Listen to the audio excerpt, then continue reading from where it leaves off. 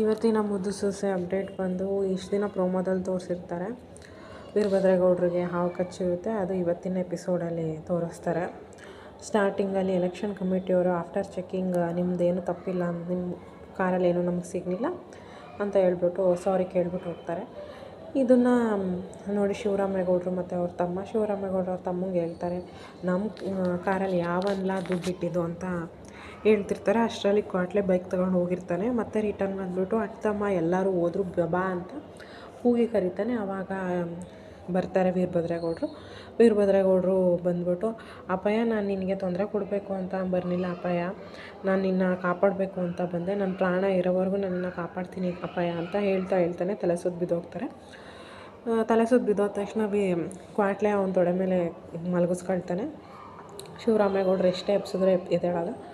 ಅದಾದಮೇಲೆ ಅವ್ನ ಬಾಯಿಂದ ನೊರೆ ಬರ್ತಿರೋದು ನೋಡಿ, ಮಾವಯ್ಯ ಅಣ್ತಮ್ಮನ ಬಾಯಿಂದ ನೊರೆ ಬರ್ತೈತೆ ಅಂತ ಹೇಳಿದಾಗ ಅವರು ಶಿವರಾಮೇಗೌಡರು ಇದ್ದವರು, ಅವ ಏನವ ಇದು ಏನಾಯಿತು ಇವನಿಗೆ ಅಂತ ಅಂದಾಗ ಅವ್ರು ಫುಲ್ ಎಲ್ಲ ಚೆಕ್ ಮಾಡ್ತಾರೆ. ಅವಾಗ ಗೊತ್ತಾಗುತ್ತೆ ಅವ್ರಿಗೆ ಹಾವು ಕಚ್ಚೈತೆ ಅಂತ.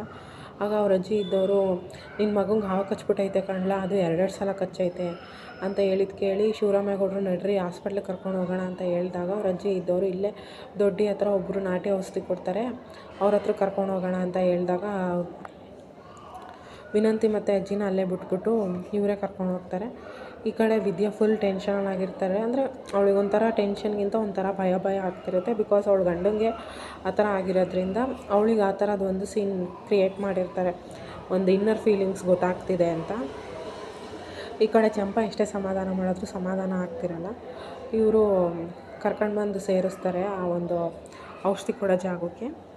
ಅವರು ಸ್ಟಾರ್ಟ್ ಮಾಡ್ತಾರೆ. ಅವ್ರು ನೋಡ್ತಾರೆ, ಇದೇನಿದೆ 2 ಸಲ ಹಾವು ಕಚ್ಬಿಟ್ಟೈತಲ್ಲ, ಒಂದು ಸಲ ಕಚ್ಚಿದಾಗಲೇ ನೋಡ್ಕೊಂಡಿದ್ರೆ ಇಷ್ಟೊಂದು ಆಯ್ತಿರ್ಲಿಲ್ಲ ಅನಿಸುತ್ತೆ ಅಂದಾಗ ಇವರು ನನ್ನ ಮಗ ನನ್ನ ಪ್ರಾಣ ಉಳ್ಸೋಕ್ಕೆ ಹೋಗಿ ಹಿಂಗಾಗೈತೆ ಅಂತ ಹೇಳ್ತಾರೆ.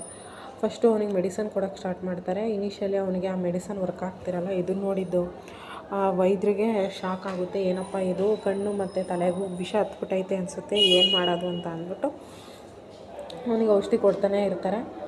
ಅದಾದಮೇಲೆ ವೀರಭದ್ರೇಗೌಡರು ಎಷ್ಟೇ ಆದರೂ ಎದ್ದೇಳಲ್ಲ. ಅದಾದಮೇಲೆ ಇನ್ನೊಂದು ಯಾವುದೋ ಒಂದು ಪವರ್ಫುಲ್ ಔಷಧಿ ಕೊಡ್ತಾರೆ. ಆ ಔಷಧಿ ಕೊಟ್ಟಾಗ ಅವ್ರಿಗೆ ಔಷಧಿ ಟೇಸ್ಟ್ ಗೊತ್ತಾಗುತ್ತೆ.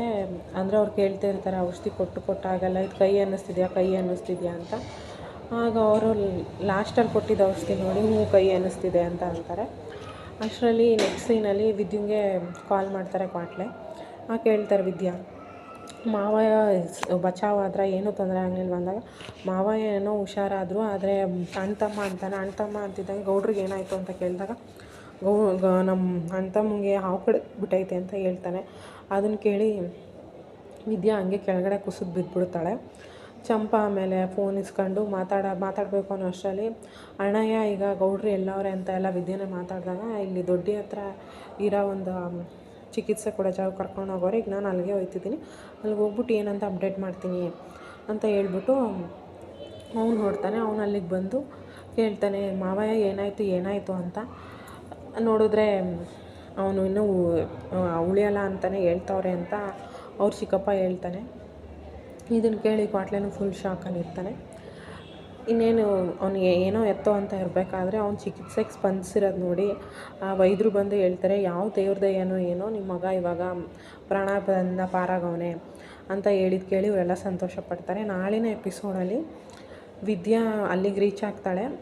ವೈದ್ಯರು ಹೇಳ್ತಾರೆ, ನಿನ್ನ ಗಂಡನ್ನ ನೀನು ಎಚ್ಚರವಾಗಿರಿಸ್ಬೇಕು, ನಿನ್ನ ಗಂಡ ನೀನು ಎಷ್ಟು ಎಚ್ಚರವಾಗಿರಿಸಿರ್ತೀಯ ಅಷ್ಟು ಬೇಗ ಅವನು ಹುಷಾರಾಗ್ತಾನೆ ಅಂತ ಹೇಳಿ ಅವನನ್ನು ಎಚ್ಚರ ಮಾಡೋಕ್ಕೆ ಟ್ರೈ ಮಾಡ್ತಾರೆ. ಅದು ನಾಳಿನ ಎಪಿಸೋಡಲ್ಲಿ ತೋರಿಸ್ತಾರೆ. ಇದು ಇವತ್ತಿನ